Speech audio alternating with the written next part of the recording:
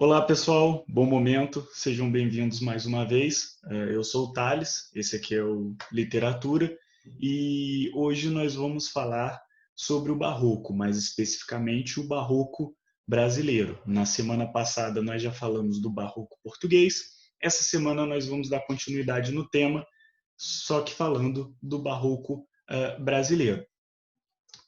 Caso vocês queiram, né, caso vocês queiram acompanhar as próximas aulas e os próximos temas que serão conversados e debatidos, expostos, é só se inscreverem aqui no canal, que está tranquilo, vocês vão ser atualizados sobre as próximas aulas e as próximas matérias, tudo bem? Então vamos lá, vamos continuar a nossa aula.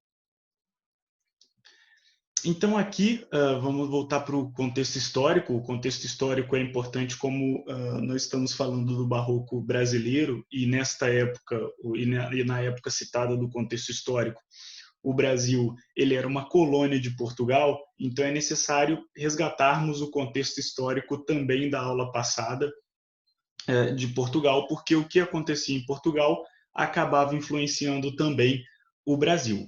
Então nós temos aí o período da União Ibérica, que é quando a coroa que é quando Portugal ficou submetido à coroa espanhola, sob controle espanhol, e aí essa União Ibérica acabou colocando Portugal em uma crise política, por causa dessa crise na linha de sucessão, e aí a coroa, a linhagem espanhola, a coroa espanhola acabou assumindo também o domínio de Portugal, uma crise econômica, porque Portugal ficou submetido à Espanha, e aí com isso também acabou, os recursos também acabavam indo, o recurso das colônias também acabavam indo para domínio espanhol, o ciclo das grandes navegações vinha já perdendo um pouco de força, então isso também gerou uma grave crise econômica. Além disso, também aconteceu uma crise de identidade.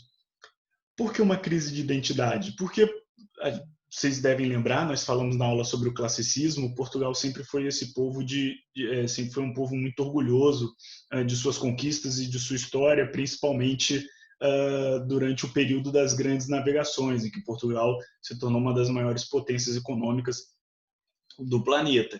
E aí, com esse domínio, esse domínio espanhol, acaba também gerando uma crise de identidade, uma crise cultural, uma crise na forma de pensar ou de ver o mundo do povo português.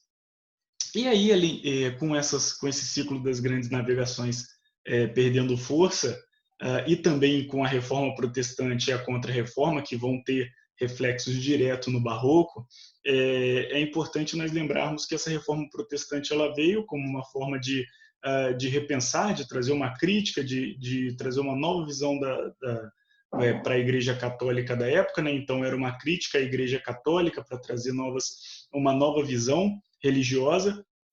E a contra-reforma é a partida da Igreja Católica contra essa reforma protestante. É uma forma de tentar restabelecer o poder que a Igreja Católica tinha durante o período medieval. E isso vai acabar trazendo muitos reflexos, principalmente com o próprio Barroco, tanto em Portugal quanto aqui no Brasil. Então é importante nós termos em mente esse contexto histórico e ele está bem claro na nossa mente.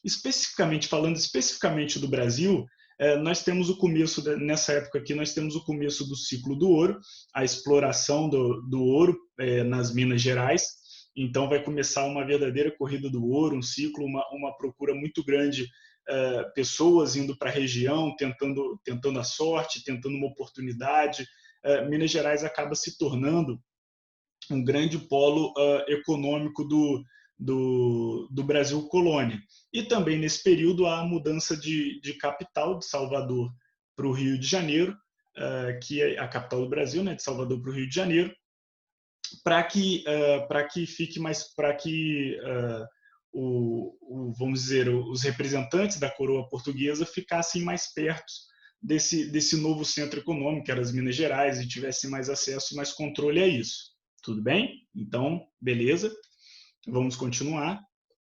aqui nós temos o barroco no Brasil, certo? Como eu falei para vocês, o contexto histórico ele é bastante importante no estudo dos movimentos culturais, literários e por aí vai. E aqui, esse reflexo direto do contexto histórico no movimento é a chegada dos jesuítas. Os jesuítas, eles foram uma medida da Contra-Reforma no intuito de catequizar os povos nativos, de trazer uma dominação cultural, de converter esses povos nativos ao catolicismo. Então, o barroco no Brasil ele é introduzido por esses missionários, por esses jesuítas que tiveram contato com o movimento na Europa, e ao vir em missão para o Brasil, eles trouxeram também esse movimento, junto com seus sermões e por aí vai. Um exemplo disso é o padre Antônio Vieira, que nós falamos na aula passada sobre o barroco português. Caso vocês tenham interesse em saber mais sobre ele, podem consultar a aula passada. Eu falei sobre ele, também fiz uma análise ali da obra dele, então é possível consultar também na aula passada. Então, isso também é um reflexo direto do contexto histórico. Essa chegada dos jesuítas e a própria introdução do barroco no Brasil acaba se tornando também um reflexo disso. E aí eles vieram, né, o movimento foi introduzido por missionários, por jesuítas, eles vieram com o intuito de catequizar os povos nativos, de fazer essa dominação cultural, religiosa dos povos nativos aqui do Brasil. E o barroco, também é importante ressaltar que ele foi o estilo artístico dominante do período colonial. Ou seja, enquanto o Brasil foi uma colônia de Portugal, o movimento artístico que exerceu mais influência aqui foi o barroco. Tanto que ele deixa marcas tão profundas que ele exerce influência até nos movimentos seguintes que virão. Ele exerceu até o barroco ele teve até uma influência muito mais forte aqui no Brasil do que na própria Europa ou do que até mesmo em Portugal. Então, é importante nós lembrarmos disso, que ele foi o estilo artístico dominante do período colonial. Então, relembrando, enquanto o Brasil foi uma colônia de Portugal, o estilo artístico dominante que perdurou, que influenciou por mais tempo, que também foi mais importante, vamos dizer assim, foi o barroco. E aqui outra coisa do contexto histórico que é importante nós lembrarmos, que vai fazer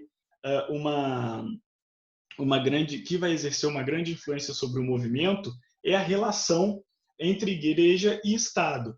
Atualmente, vocês já devem saber disso, vocês já conhecem esse conceito, mas aqui no Brasil nós funcionamos com um conceito de Estado laico, né? que é um, vamos dizer assim, que é um Estado que ele é aberto e ele tolera todas as religiões e por aí vai.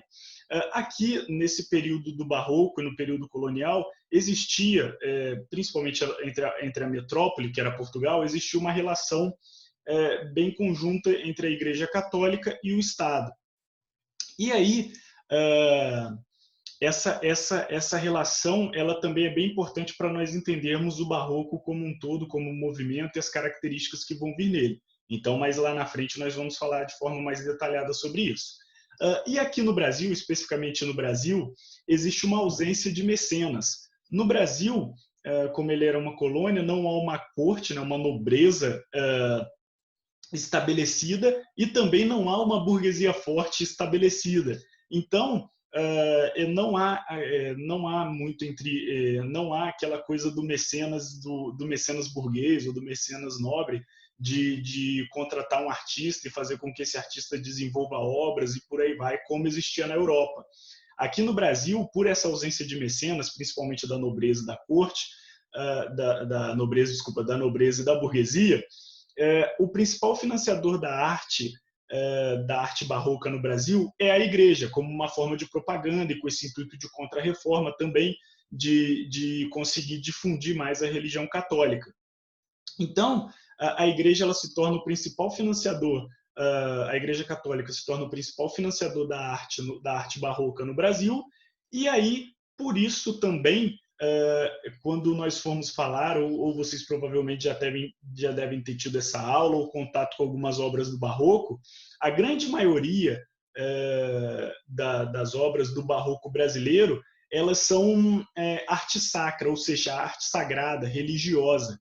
Então, são arquitetura de igreja, imagens de santos e por aí vai. Então, isso se deve porque o Brasil não possuía uma nobreza e uma burguesia muito bem estabelecida, por ser uma colônia de exploração.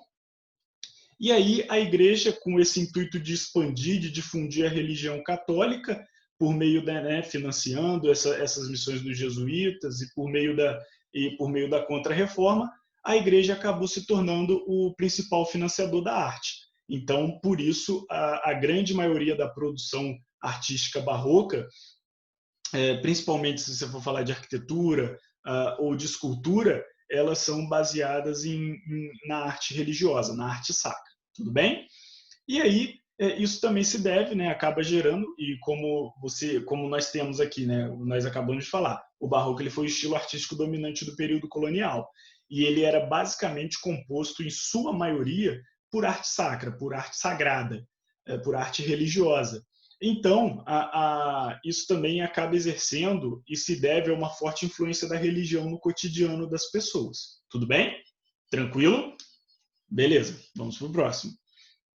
Então, nós vamos voltar aqui para falar da literatura barroca, das características gerais do movimento da literatura barroca, que nós já falamos na aula passada, mas é importante nós relembrarmos, porque aqui nós vamos falar de autores brasileiros e que é importante nós relembrarmos essas características. Então, primeiro, nós temos o dualismo, ou seja, o barroco ele é denominado como a arte do conflito. Por que a arte do conflito? Ele é denominado essa arte do conflito porque justamente por esse período de incerteza nas convicções, nos ideais e valores dessa época.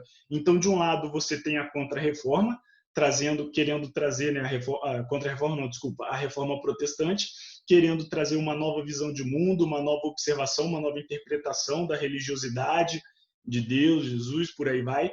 E você tem do outro lado a Contra-Reforma, que é uma medida da Igreja Católica, que veio em resposta da Reforma Protestante, para tentar trazer de volta os valores medievais, como o teocentrismo, o Deus no centro de tudo.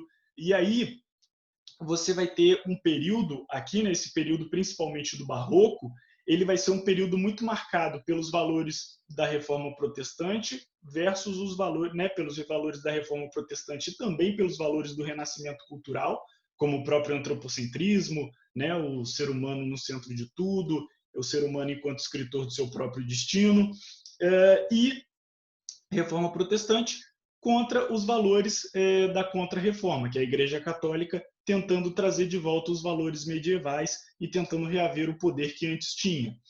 Então você tem esse dualismo, esse conflito dentro do ser humano daquela época, da incerteza do que seguir, do que acreditar, dos valores e por aí vai. Então isso reflete diretamente na arte barroca, nesse dualismo, nessa arte do conflito. Nós vamos ter também uma característica bastante importante, que é a fugacidade, que é o efêmero, ou seja, o efêmero o que é?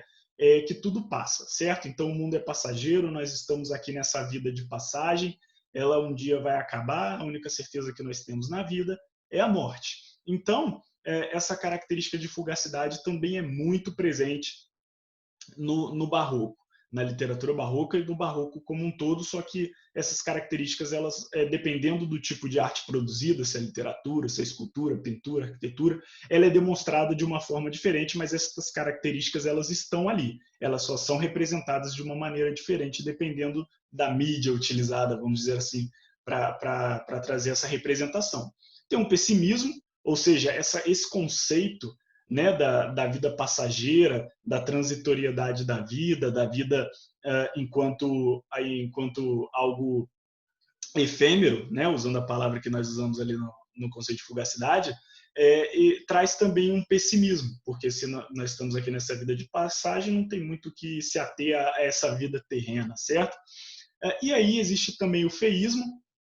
O feísmo, apesar do nome, o nome às vezes acaba, vamos dizer assim, levando a gente, o feísmo é o quê? Sobre feio? Não, o feísmo ele é uma atração por cenas trágicas, então morte, esse tipo de coisa, existe muito no barroco, a valorização dessas cenas mais trágicas. Linguagem rebuscada, isso é bastante importante também, a literatura barroca ela vem com essa intenção de ser algo mais, vamos dizer assim, rebuscado, requintado, e também traz essa linguagem rebuscada com vários jogos de ideias, palavras e por aí vai. Essa linguagem rebuscada ela também é demonstrada em outras, vamos dizer assim, outras mídias artísticas, mas de outra forma que nós vamos falar também mais para frente. E aqui, continuando, né, a literatura barroca ela tem um caráter moralista, principalmente aí nós temos que lembrar do contexto histórico de novo, né, que o barroco ele foi introduzido no Brasil pelos jesuítas, então os jesuítas utilizavam a estética barroca em sua escrita para fazer sermões, para fazer transcrições, passagens bíblicas, encenações e por aí vai, cartas, documentos de registro histórico. Então, ela tinha a literatura barroca também tinha esse caráter moralista, porque ela também foi utilizada por padres para fazer a pregação. E aí, como eu comentei com vocês do dualismo, daquele conflito de ideias do período, de correntes ideológicas do ser humano daquela época sendo submetido a correntes ideológicas meio que opostas, entre aspas, mas que são doutrinas e dogmas diferentes, e aí ele meio incerto daquilo tudo, e aí o conflito de valores é justamente esse antropocentrismo, né, o ser humano como centro de tudo, que foi consolidado pelo renascimento cultural, e o teocentrismo, que é trazido de volta, né, Deus como centro de tudo, que é trazido de volta devido ao processo de contra-reforma da Igreja Católica, gerando assim um conflito de valores na mente um conflito de valores na sociedade daquela época. E com isso surge também um conflito existencial dos seres humanos daquela época, né, das pessoas daquela época, gerado pelo dilema do indivíduo da época, né? Que dilema é esse? O dilema é do que seguir, do que acreditar e por aí vai, né? Dos valores e tudo mais. E aí a literatura barroca, na aula passada eu comentei que nós íamos detalhar um pouco mais esses dois conceitos de cultismo e conceptismo, e nós vamos agora, porque ele é bastante importante aqui na literatura do barroco português também, mas ele é essencial aqui na literatura do barroco brasileiro.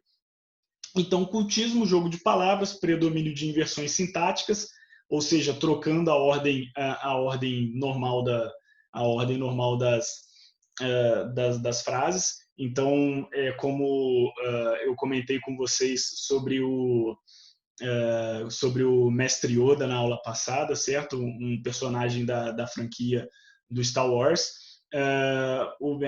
Geralmente as pessoas falam numa ordem formal e até normal de eu gosto de você. Vamos pegar essa frase como exemplo. Eu gosto de você. Mas aí você pode fazer uma inversão e escrever de você eu gosto. Você parece que é só uma inversão boba, mas você acaba dando ênfase em partes diferentes da frase. E o Mestre Yoda, para quem já viu Star Wars, ele fala exatamente assim, ele fala invertendo essas palavras, fazendo esse jogo de palavras. Então, o Mestre Yoda seria uma das pessoas que ele falaria, de você eu gosto. Então, nós vamos ter o cultismo, esse jogo de palavras, esse predomínio de inversões sintáticas, também muito presente na literatura barroca, que é um reflexo dessa linguagem rebuscada que nós já falamos anteriormente. E aí nós temos também o conceptismo, o jogo de raciocínio, que é um sistema de retórica, principalmente como a obra da literatura barroca é utilizada por padres para pregar, né? Ele tem esse caráter moralista. O conceptismo ele vai trazer esse jogo de raciocínio, principalmente sermão, um jogo de convencimento, certo? A ideia como a ideia é difundir o catolicismo através dos jesuítas entre os povos nativos, você precisa também realizar esse jogo de raciocínio, expor o conflito e trazer essa forma de convencimento para quem está ouvindo ou lendo aquele sermão. E aí, como eu falei para vocês, nós vamos dar mais detalhes aí das duas formas, né, da literatura barroca, que é o cultismo e o conceptismo, são conceitos essenciais, então isso é importante para vocês lembrarem, tudo bem? Quando falar em literatura barroca, quando falar em barroco em geral, principalmente para vestibulares ou coisas do tipo, provas, é essencial você lembrar disso aqui, cultismo e conceptismo, e a diferença dos dois e o que cada um traz, tudo bem? Então nós temos o cultismo ele tem uma característica de fazer uma descrição simples de objetos, mas com uma linguagem rebuscada. Então, é como se fosse um exagero, certo? Um exagero na descrição das coisas. Então, às vezes, você está descrevendo algo simples, descrever um copo, por exemplo, só que você usa termos difíceis para fazer aquela descrição. Então, você usa uma linguagem rebuscada, uma linguagem excessivamente formal para fazer a descrição disso. O jogo de palavras, paradoxo, né? Então, você vai trazer esse jogo de palavras de falar uma coisa, mas com uma ideia contrária, e por aí vai. Essas inversões sintáticas que nós já citamos anteriormente. E aí também outra coisa que é bastante presente no cultismo são as figuras de linguagem, principalmente duas aqui que são as antíteses e as hipérboles. As antíteses é aquela coisa de trazer ideias opostas em trechos consecutivos, né, em trechos seguintes. Então, numa frase você fala uma coisa e no outro você fala o oposto. E hipérboles que são exageros, né? E aí essas características elas também refletem o contexto da época, porque a antítese ela vai trazer essa ideia de contrariedade, de contradição, vamos dizer assim, justamente porque na época existe esse conflito existencial, esse conflito de doutrinas e dogmas que o ser humano da época está sendo submetido, do renascimento cultural, da contra-reforma, da reforma protestante e por aí vai. Então, por isso que até essas características mais estéticas de você detectar esse tipo de presença, isso também é uma influência do contexto histórico, cultural, político da época, tudo bem? E as hipérboles também, exagero. O barroco ele é muito marcante por esse exagero, vamos dizer assim.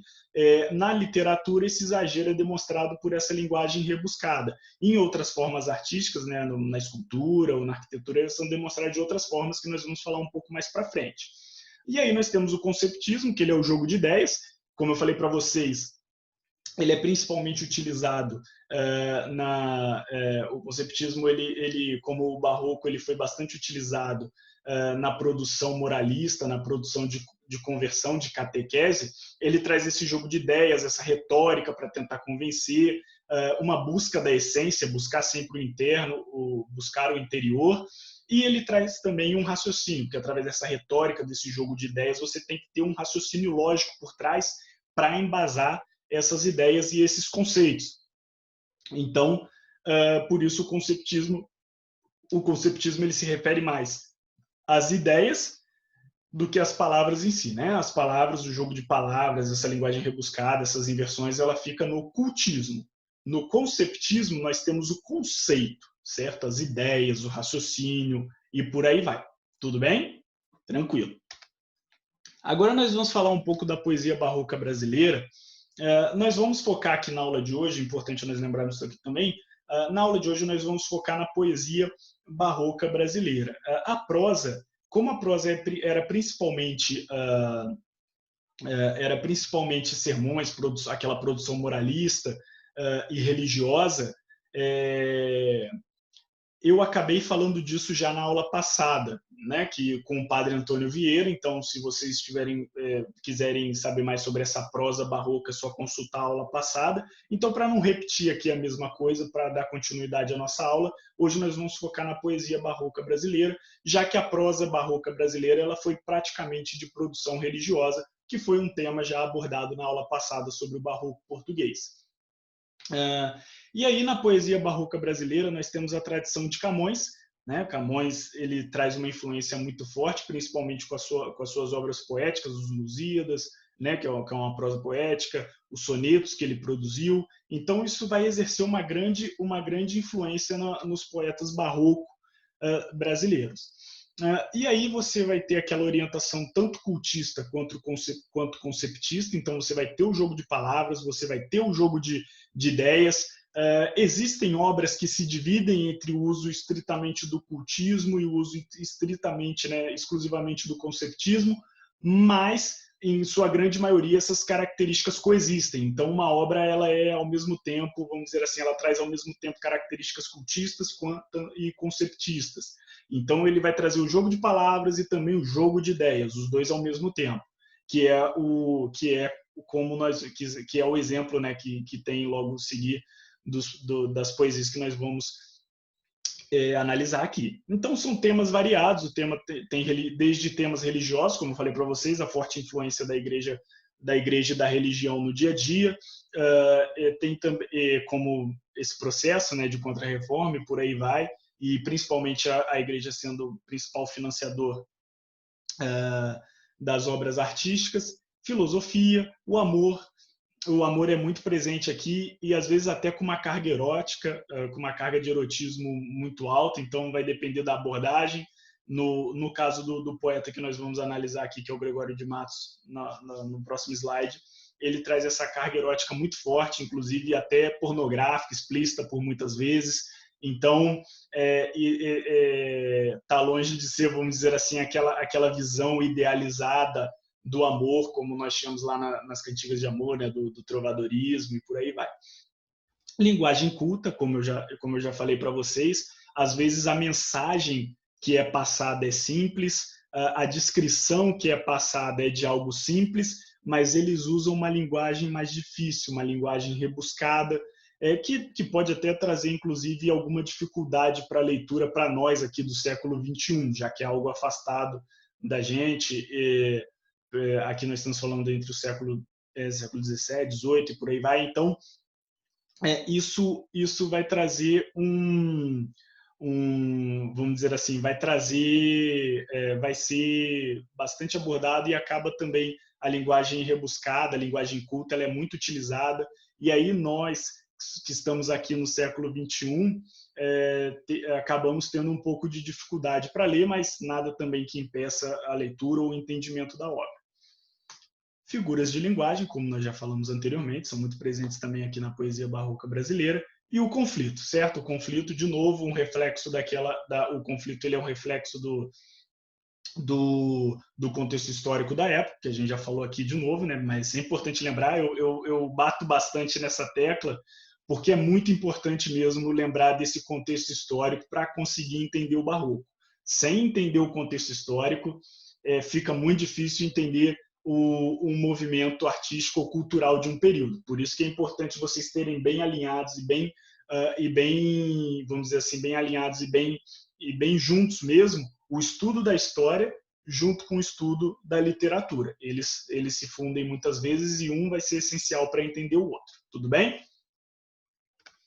Então aqui nós vamos talvez para o maior expoente aí do barroco brasileiro, que é o Gregório de Matos. O Gregório de Matos ele nasceu em Salvador, mas como era um período de Brasil colônia, ele não é considerado, vamos dizer assim, brasileiro, né? Ele é luso-brasileiro, que era o gentílico utilizado para todo mundo que nascia nas colônias, na colônia aqui, né? No Brasil colônia.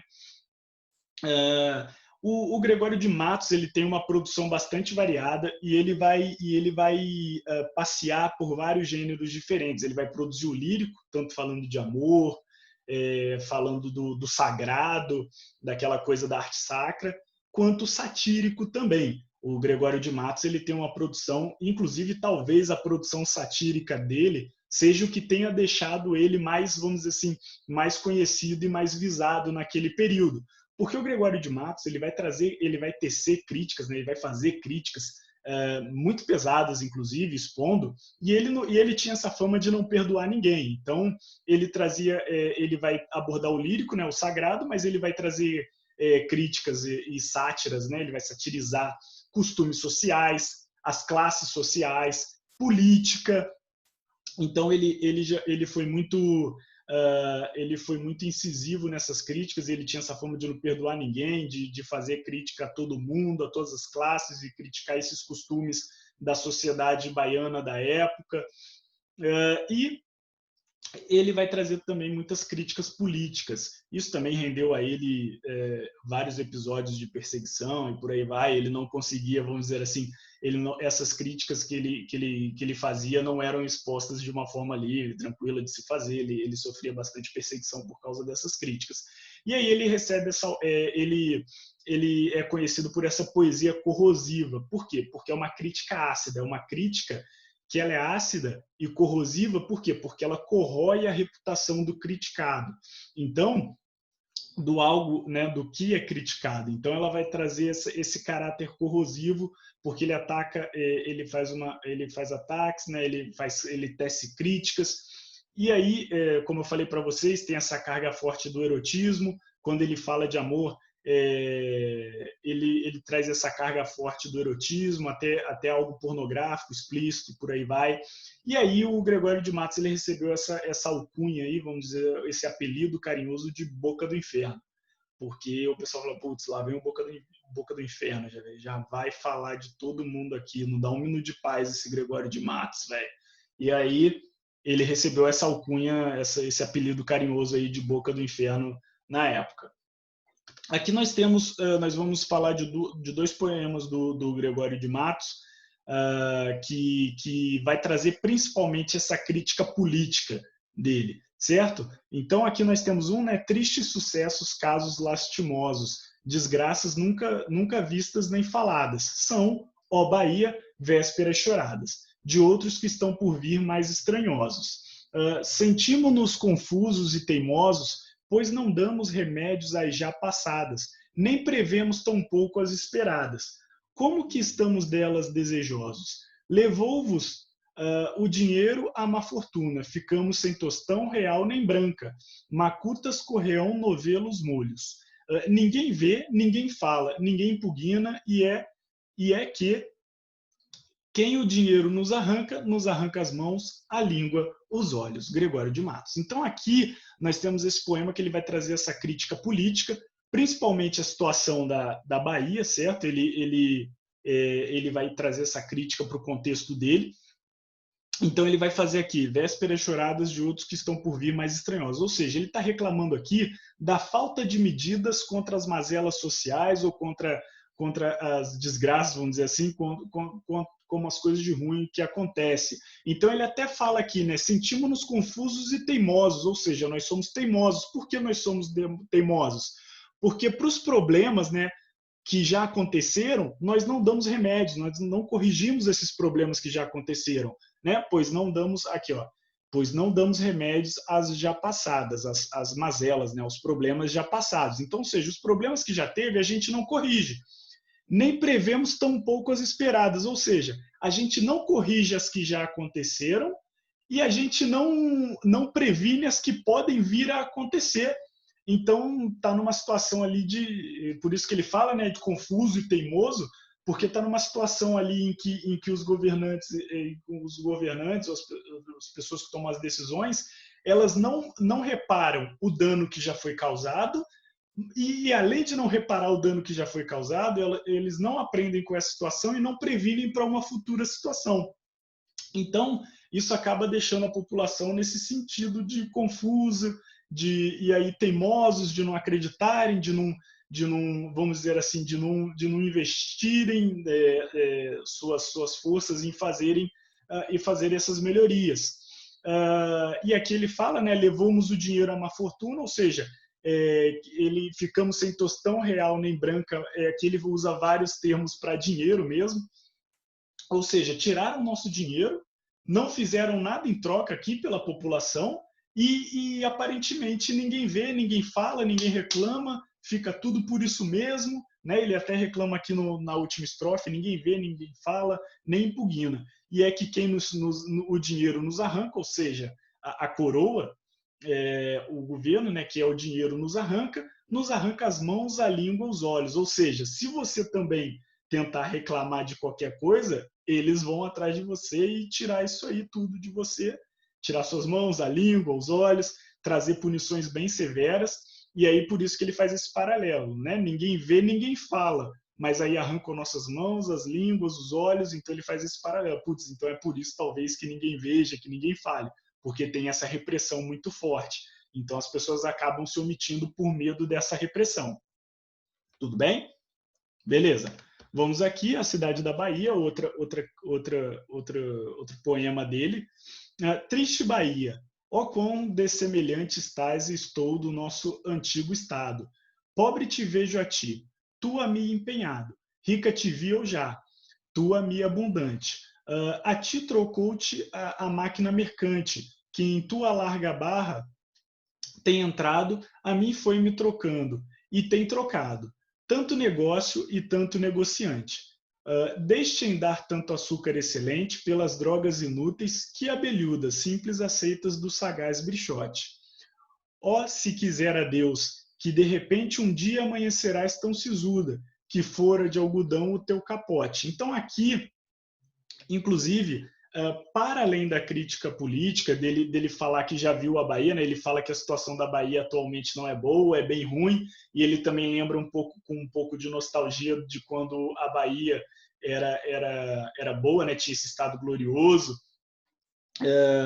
Então ele até fala aqui, né, ele até fala aqui logo na primeira estrofe, eu já te vi rica e abundante, mas hoje, né, pobre te vejo. Então, ele fala dessa mudança, e isso também vem com o contexto histórico. Nós temos que lembrar aqui que o ciclo das grandes navegações e da especiaria sofre uma decaída, e ele é substituído pelo ciclo do ouro. Então, a Bahia, Salvador e a região do Nordeste, que antes era o centro econômico brasileiro, por causa dessas especiarias, principalmente do ciclo das grandes navegações, é substituído por Minas Gerais, pelas Minas Gerais e pela exploração do ouro. Então, como mudou o centro econômico, mudou a forma de exploração, mudou o objeto de desejo da coroa, da metrópole, da coroa portuguesa, de quem nos explorava, há também essa mudança de foco dentro da colônia, e o que antes era o foco acaba ficando de lado. E aí trazendo essa situação aqui que o Gregório de Matos ele reclama e ele critica no poema dele. Então, e isso aqui, e além dessas características, né, dessa crítica política que vem nos poemas do Gregório de Matos, nós conseguimos perceber também essas inversões e essa linguagem rebuscada. Nós estamos falando aqui de um tema, apesar de ser uma crítica política, é um tema simples, correto? É um tema que é o quê? Ele está reclamando, ele está criticando esse abandono da Bahia e da região, de uma região que já foi rica, que tinha muito investimento e que era o foco da exploração, para agora abandonada e ficando em segundo plano e já não tendo mais aquele auge de tempos anteriores. Então é uma crítica relativamente simples, é algo, vamos dizer assim, tranquilo de se entender. Só que ele traz isso numa linguagem rebuscada, certo? Então você pode ver, rica te viu já, tua minha abundante, a ti trocou-te a máquina mercante. Então vocês podem ver que ele é feito de uma crítica, vamos dizer assim, é algo simples de se entender, mas trazido com uma linguagem rebuscada. E aqui nós podemos também, logo aqui nessa primeira estrofe, nós podemos ver aquela inversão sintática, aquele jogo de palavras que eu comentei com vocês anteriormente. Então ele fala assim, pobre te vejo a ti. Ele podia ter falado na ordem normal, eu te vejo pobre agora, Bahia. Mas não, ele fala, pobre te vejo a ti. Ou rica te vi eu já, em vez dele falar, eu já te vi rica, Bahia. Ele fala o quê? Rica, te vi eu já. Então, eu já te vi rica. Então, ele faz esse jogo das palavras, né? Essas inversões sintáticas, como eu comentei com vocês, que ele traz também no poema dele, essas características são bem presentes. Tudo bem? Tranquilo? Então, beleza. Vamos para o próximo. Agora nós vamos falar até de um cara que veio antes do Gregório de Matos, que foi o Bento Teixeira. O Bento Teixeira, ele aqui tem uma importância muito mais histórica do que de produção, vamos dizer assim. Parece que eu estou menosprezando a produção dele, mas não estou, certo? Mas a importância dele aqui para o barroco brasileiro e também para a literatura brasileira é muito mais histórica, porque ele é considerado o primeiro poeta brasileiro. E aí ele também vai trazer a obra que inaugura o barroco no Brasil, que é o Prosopopeia. O Prosopopeia ele foi publicado em 1601, e aí ele traz essa abordagem, um poema épico, assim como aquela influência que falei, né, da influência de Camões, dos Lusíadas. Então ele é um poema épico que ele conta a história do Jorge de Albuquerque Coelho e o irmão dele, o Duarte, que eram donatários da capitania de Pernambuco. Então ele sofre essa influência dos Lusíadas, então o Prosopopeia vai ser um poema épico que vai contar a história e a expedição desse Jorge de Albuquerque Coelho e o Duarte, o irmão dele, que vai trazer as aventuras e versos decassílabos, então uma influência gigantesca de Camões e dos Lusíadas, e a obra ela se passa principalmente no Brasil, em Alsácer-Quibir, Marrocos, que foi onde, segundo os relatos, o Albuquerque Coelho e o irmão dele, o Duarte, eles fizeram também campanhas militares ao quais eles tiveram muito sucesso, e aí receberam uma porcentagem, né, vamos dizer assim, receberam uma parte da capitania de Pernambuco devido a seus êxitos de batalha. Então, e por que ele fez isso, certo? É importante também nós entendermos por que o Bento Teixeira fez isso. O Bento Teixeira ele fez isso porque, ao relatar a história do Jorge de Albuquerque Coelho, do Duarte, que era o irmão dele, e de pessoas influentes da época, ele consegue o quê? Ele consegue financiamento para a publicação da obra dele. Então, ele tem essa produção, né? O Prosopopeia ele marca o início do Barroco no Brasil, mas ele faz isso justamente com essa ideia. Se eu escrever sobre essas pessoas, né, escrevendo de uma forma heróica e épica dessas pessoas que têm uma influência política, cultural, que têm dinheiro, eu consigo fazer a publicação da minha obra, eu consigo um investimento nela. E aí foi devido a esse fato que ele fez também.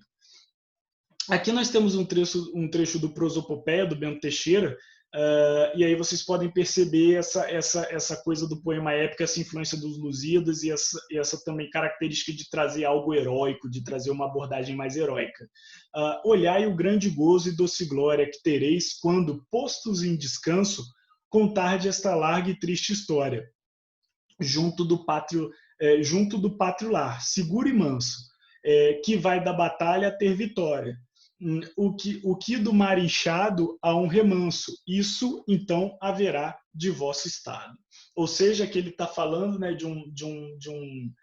da busca, né, que é aquela coisa do ficar para a história, que geralmente as histórias épicas e heróicas retratam.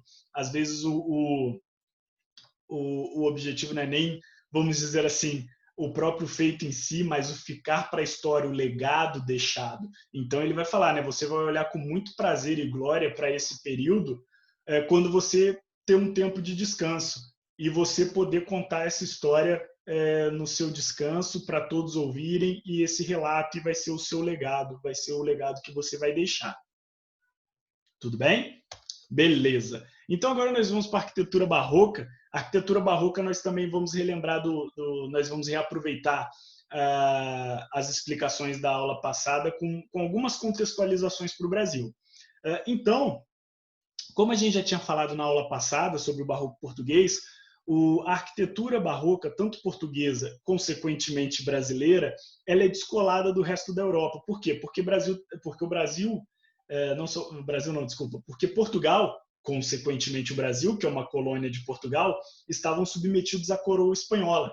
Então, a coroa espanhola detinha o poder sobre esses territórios, não só sobre Portugal, mas também sobre as colônias portuguesas. Então, o início é diferente do resto da Europa, porque Portugal passava por essa crise de identidade, essa crise política, essa crise financeira, econômica. E aí, esses diversos motivos, né, políticos, artísticos, econômicos, sociais e por aí, acabaram trazendo esse descolamento, esse atraso, vamos dizer assim, do desenvolvimento da arquitetura barroca em relação a Portugal com o resto da Europa. Consequentemente, o Brasil também entra nisso. E aí nós vamos ter edifícios religiosos. Lembra que lá na aula de barroco português, na arquitetura barroca portuguesa, nós falamos de palácios e coisas do tipo. Aqui no Brasil é focado em arte sacra, em igrejas, basílicas. Por quê? Porque justamente por aquele contexto que a gente já comentou, não existia aqui no Brasil uma nobreza, uma burguesia bem estabelecida para financiar a produção artística da época. Então, aqui no Brasil, nós temos principalmente, quase todos, praticamente tudo, de edifícios religiosos, né? Arte sacra, arte sagrada. E aí nós temos aquela coisa que eu já falei para vocês na aula passada. como Portugal estava com esse problema, né, da União Ibérica, de ser dominado pela Espanha, e com o decaimento do ciclo das grandes navegações, Portugal começou e aí ele estava sofrendo também uma pressão da Igreja Católica, como eu falei para vocês, Igreja e Estado eram um só nesse período, para ajudar na contra-reforma, para difundir o catolicismo nas colônias e por aí vai, nos povos nativos. Então, Portugal ele acaba também financiando um pouco a construção dessas basílicas, ajudando na construção dessas basílicas, dessas igrejas, só que aí existe um problema, Portugal estava ruim de grana. Então, o que eles vão fazer? Vão fazer construções práticas, simples, com interior sem decoração. Só que depois desse período, Portugal se livra da Espanha, né? Tem o fim da União Ibérica, começa o ciclo do ouro, a exploração do ouro, e Portugal começa a conseguir uma grana forte de novo. Eles começam a ter uma estabilização da situação econômica e financeira deles. Então, a decoração é posterior, porque eles pensam assim, putz, mas essa igreja aqui, vamos dizer assim, não está à altura do que a gente quer, não está à altura da religião e coisas do tipo. Então, o que nós vamos fazer? Essa igreja está muito simples, ela não traduz, né, o poder, não traduz a beleza, vamos dizer assim, que a gente quer buscar com essa ideia de propaganda, de contra-reforma. Então, o que nós vamos fazer? Nós vamos ampliar essa igreja? Não, ampliar a igreja é muito difícil. Por quê? Porque vai ter que fazer uma nova estrutura, isso é complicado. Então, às vezes é mais fácil construir uma nova do que mexer na estrutura de uma existente para ampliar a já existente. Então, o que nós vamos fazer? Vamos decorar. Vamos trazer uma decoração. Então, a decoração é o quê? A decoração ela é feita posterior, ou seja, rola a construção das igrejas, numa situação em que Portugal ainda estava ruim economicamente. Quando ele estabiliza, a grana volta a entrar, o ouro né, da exploração, roubado aqui das Minas Gerais e do Brasil, eles falam assim, putz, agora que a grana começou a entrar, vamos decorar o interior, já que no exterior fica difícil de mexer, fica complicado, vamos decorar o interior. E aí surge a talha dourada. A talha dourada é quando eles vão pegar o interior da igreja e revestir tudo de ouro. Tudo de ouro. Fica... então, lembra que eu falei para vocês da dualidade, do barroco ser a arte do conflito? Na literatura, ele se mostra por esse conflito de ideias, né? Por esse conflito do teocentrismo versus o antropocentrismo. Na arquitetura, o dualismo, o conflito, ele é demonstrado justamente pela construção ter um aspecto muito simples na sua parte externa, na parte de fora, e quando você entra na parte interna, é aquele negócio suntuoso, rico e bem rebuscado. Então tem esse contraste, vamos dizer assim, entre o de fora e o de dentro, certo? Aqui nós temos algumas imagens em que nós podemos ver isso, de construções, né, de igrejas aqui pelo Brasil. Tem a Igreja e Convento de São Francisco, de Salvador, na Bahia, que é do ano de 1713. Então, aqui vocês podem ver a foto dela por fora. Ela é uma igreja relativamente normal, apesar de ter esses detalhes todos na construção dela. Ela é feita com materiais mais simples e tranquilos. Já o interior, né, vocês podem ver aqui, tudo isso aqui ele transborda esse amarelo, tudo esse amarelo são trechos banhados a ouro. E essa decoração ela é feita posteriormente. Então, primeiro você tem a construção da igreja, durante uma situação em que Portugal estava com problemas econômicos, e aí ela é construída de uma forma simples. O interior também é simples, só que quando a grana volta a entrar e a situação financeira estabiliza, a situação financeira melhora, eles querem valorizar mais essas construções religiosas, principalmente por aquela relação igreja-estado, e aí eles começam a decorar o interior. Já que no exterior fica complicado, fica ruim de mexer, vamos no interior. E aí você acaba também expondo aquela arte do conflito. O barroco é a arte do conflito, é a arte do contraste. Na literatura é demonstrada por esse embate de ideias e valores, que é o teocentrismo versus o antropocentrismo. Aqui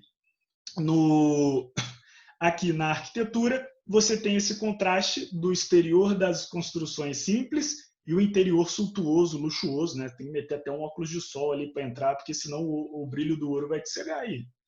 Beleza? Então, nós temos aqui outro exemplo, que é a Igreja da Ordem Terceira de São Francisco da Penitência, que fica no Rio de Janeiro, no centro do Rio de Janeiro mesmo, caso vocês forem lá, rola fazer uma visitinha, que é do ano de 1733. E aqui, de novo, vocês podem ver, né, à direita, uma foto externa, uma foto aí dela, como vocês podem ver, uma construção relativamente simples e bem prática, e aqui o interior dela. E aqui é importante nós lembrarmos que o interior dela não é só, vamos dizer assim, o ouro, o dourado, né, que fica bem exposto. Vocês podem perceber que até aqui nas cadeiras, né, o entalhe na madeira ele também é bem rebuscado. Você tem também grandes detalhes no entalhe, na forma da madeira das cadeiras. Então, de madeira nobre, por aí vai. Então, o conflito, a dualidade na arquitetura é demonstrada justamente por isso, pelo contraste entre o de fora e o de dentro, entre o externo simples e o interno suntuoso, luxuoso e bem rico, que foi decorado posteriormente nessa tentativa, vamos dizer assim, de melhorar aquela construção. Tudo bem? Tranquilo? Beleza. E aí agora nós vamos falar do Antônio Francisco Lisboa. Ele é conhecido ele é mais conhecido como Aleijadinho, foi um grande escultor e arquiteto, talvez o maior expoente aí da arte colonial e um dos maiores expoentes da arte barroca da história também da humanidade. O Aleijadinho ele tem uma história, né, que é até difícil de datar, vamos dizer assim. Tem incerteza na data do nascimento dele, tem incerteza na produção dele, já que não há muitos relatos. Geralmente as obras dele e os artistas também aqui nessa época no Brasil Colônia não tinham o hábito de assinar suas obras, então a documentação era escassa, o registro das obras também é escasso, porque você acaba tendo esse hábito de não assinar as obras, então você acaba não tendo muita certeza se a obra pertence ou não. Então, como é que é feito esse processo de dar crédito, autoria ao Antônio Francisco Lisboa? Primeiro, existe o mais certo de se fazer, pegar o mais certo, assim, o que se tem mais certeza ao se fazer é quando a obra contratada possui um contrato. Então, alguém contratou, alguém pagou o Aleijadinho para fazer, né? Alguém pagou o Antônio Francisco Lisboa para fazer para fazer a obra, e aí você tem, por exemplo, esse contrato documentado. Então, aí quando você tem esse contrato documentado do contratante com o contratado, é tranquilo de você fazer essa datação e esse registro da obra. Ou a segunda forma é você tentar comparação estilística, né? Comparação estética. Então, você pega uma obra que você tem certeza que é dele, com essa comparação dos contratos, né? Através dessa análise dos contratos, e comparar com outras obras do período que possuem características estéticas iguais, semelhantes, porque o Antônio Francisco Lisboa, o Aleijadinho, ele tinha um estilo bem característico das suas obras. Ele tinha era bem autoral e tinha a assinatura dele. Então, era algo que você podia bater o olho e falar, putz, isso aqui é uma obra do Aleijadinho, do Antônio Francisco Lisboa. Então, vamos dizer, dar o crédito e atribuir a autoria a ele é muito difícil. Então, você tem já outro problema no estudo do Antônio Francisco Lisboa, que é o seguinte: não tem muito relato documental da vida dele. E a trajetória que ele fez é feita pelas obras. Só que você também não tem muitos meios de descobrir, assim, de dar certeza, além das que são, né, além das que você consegue analisar e tem o contrato de produção documentado. As outras você não tem muita certeza, acaba sendo por relatos ou por uma análise estética, estilística. Então, isso acaba ficando muito difícil, e é por isso que, apesar dele ter sido um artista muito influente, as informações sobre ele também são bem escassas. Mas ele teve sua produção principalmente em Minas Gerais e no estado das Minas Gerais, e é importante nós lembrarmos também por quê. Isso se deve ao conceito histórico. Por quê? Porque nós temos, com o ciclo do ouro, nós temos Minas Gerais sendo o novo centro econômico, muitas pessoas começam a vir para Minas Gerais em busca de uma oportunidade, de uma nova vida, e Minas Gerais acaba se tornando, consequentemente, um centro cultural do Brasil. A produção econômica vai focar ali e, consequentemente, vai ter também uma maior produção cultural, vai acabar se tornando o núcleo cultural. Então, quando nós vamos falar do próximo movimento, que é o arcadismo, ele também é bastante concentrado nas Minas Gerais. Então, você tem o Aleijadinho tendo suas obras principalmente distribuídas por cidades de Minas Gerais, mas principalmente em Ouro Preto, em São João del Rei.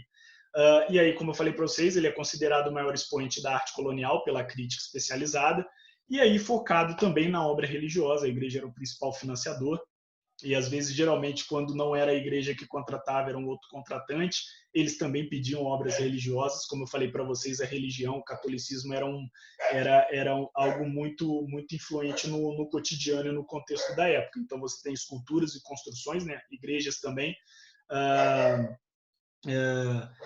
baseado nessa obra religiosa. O Antônio Francisco Lisboa, ele recebeu esse apelido de Aleijadinho, provavelmente por causa de uma doença que ele teve.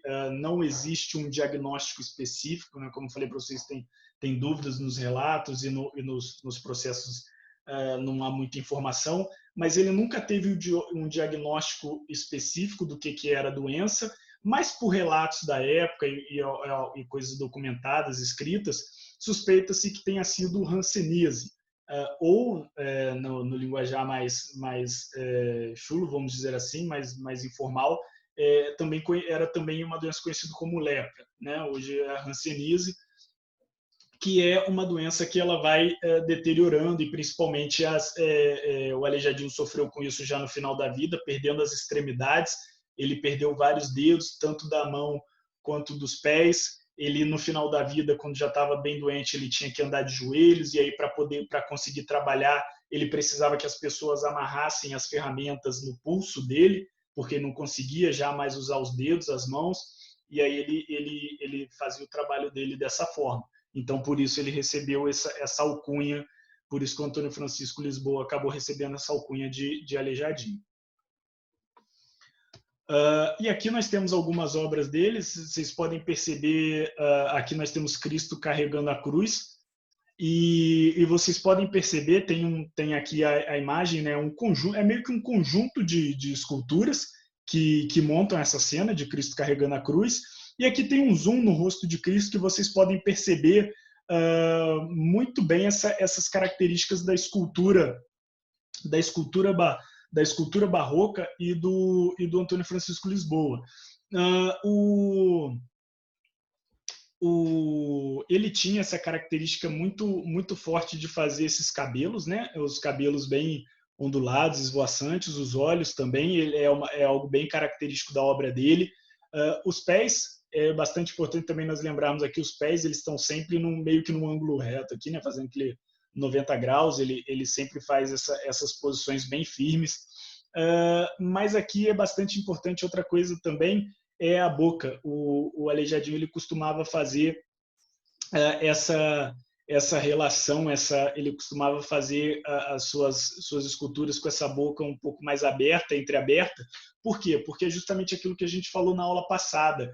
Enquanto no Renascimento Cultural você tinha aquela coisa da escultura ambígua, de às vezes não demonstrar muito a emoção, de ficar naquilo da interatividade com o espectador, como na Mona Lisa, que nós analisamos na aula de Renascimento Cultural. Então, caso vocês não tenham visto, podem ver lá, consultar aqui mesmo no canal a nossa aula sobre a estética renascentista. Já no Barroco, a escultura ela é algo bastante expressivo.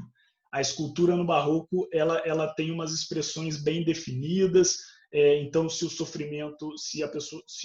retrato é de sofrimento, o sofrimento está bem exposto, se é de felicidade está bem exposto.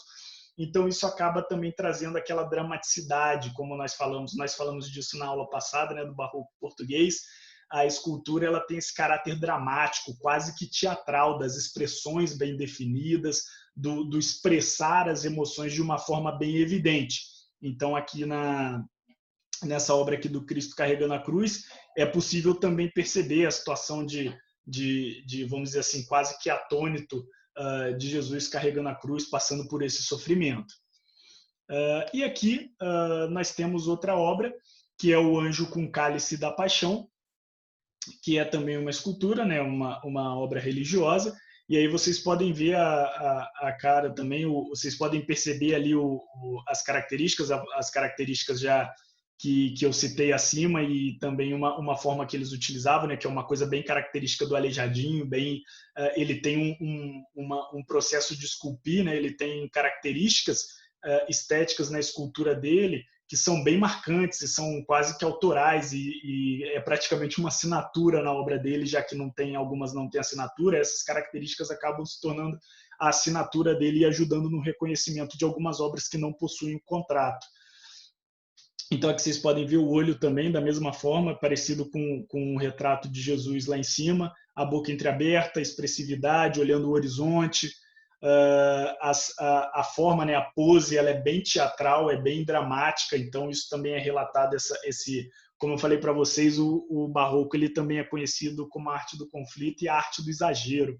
Então, na escultura tinha bem esse retrato, essa coisa do seu teatral, da dramaticidade, e por aí vai.